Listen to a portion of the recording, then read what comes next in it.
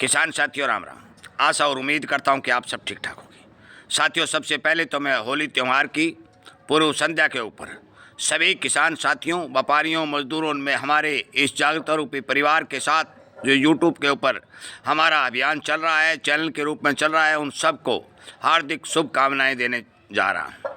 उसके साथ साथ एक संदेश देने जा रहा हूँ कि आप अपने पैरों के तले बसने वाली दुनिया को बचाने के लिए, उसे सुरक्षित करने के लिए और अपने लिए काम करने के लिए प्रेरित करें, उनकी संख्या बढ़ाने के लिए काम करें और उनका संरक्षण हेतु अपने खेत में जहाँ खेती करते हो वहाँ उचित उपाय करने का काम करें।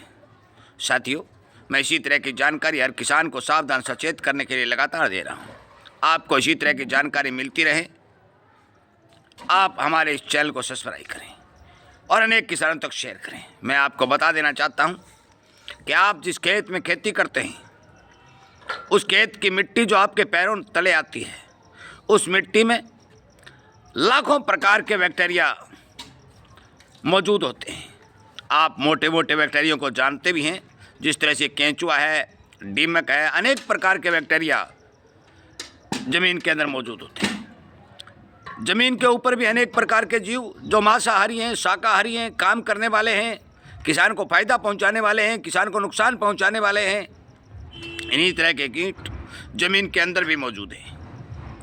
धीरे धीरे ज्यों ज्यों ज़मीनें सख्त होती जा रही हैं, ज़मीनों की परतें कड़ी और मजबूत होती जा रही हैं, ऑक्सीजन का संचार ज़मीन के अंदर कम होता जा रहा है और हमारे पैरों के नीचे जो दुनिया बसती है, जो हमारे लिए काम करती है, जो पौधों को ठीक प्रकार से पानी और खाद उपलब्ध कराती है, वो कम होती जा रही है।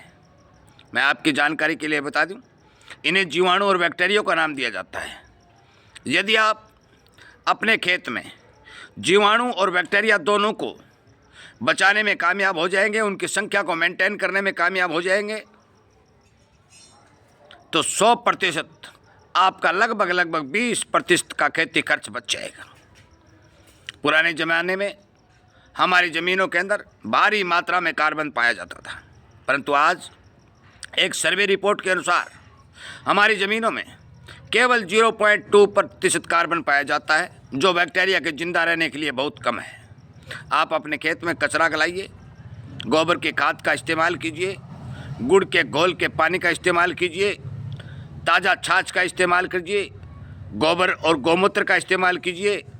और मैं आपकी जानकारी के लिए पहले भी बहुत वीडियो बनाकर बता चुका हूँ कि इन चीज़ों के अंदर आपके खेत में काम करने वाले अनेक बैक्टीरिया मौजूद होते हैं। यदि आपके खेत में बैक्टीरिया की संख्या कम है, दुनिया छोटी होती जा रही है, तो आप इन चीज़ों का प्रयोग करेंगे तो भारी मात्रा में बैक्टीरिया की संख्या बढ़ेगी। आपके ज़मीन की रोग और बीमारी जो जड़न गलन आदि देखने को मिलती है, किसान को भारी नुकसान करती है, वो कम होगी। ज़मीन की उपजाऊ शक्ति बढ़ेगी, खाद की मात्रा बढ़ेगी, तो किसान का खर्च भी बचेगा। सबसे बड़ी बात यह है कि जिस ज़मीन के अंदर कार्बन और बैक्टीरिया संपूर्ण रूप से मौजूद होते हैं, वहाँ पानी की भी कम आवश्यकता पड़ती है। साथियों, मेरे इस संदेश को, जो एक होली हमारा एक धार्मिक त्यौहार है, इसके ऊपर आप तक पहुँचाया जा रहा है। आपसे विनय निवेदन है कि इस संदेश को हर किसान तक पहुंचाने के लिए एक मुहिम चलाएं, उन्हें बताएं कि आपके पैरों के नीचे बसने वाली दुनिया जो हमारी खेती, किसानी और फसलों को बचाने के लिए लगातार काम करती है, उसके संख्या बल को बढ़ा करके हमें अच्छा प्रोडक्शन लेने की कोशिश करनी चाहिए। ज़मीन के अंदर मांसाहारी कीट भी हैं, शाकाहारी भी हैं, कचरे को गला करके, कचरे को खाकर खाद बनाने वाले भी हैं। मैंने आपको बताया कि अनेक नामों से जो निमाटोड है, अच्छे भी हैं, बुरे भी हैं, अनेक तरह के जो जीवाणु ज़मीन में रहते हैं, उनका यदि हम संतुलन बनाने में कामयाब हो जाएंगे तो 100% खेती करने में हमें सफलता प्राप्त होगी।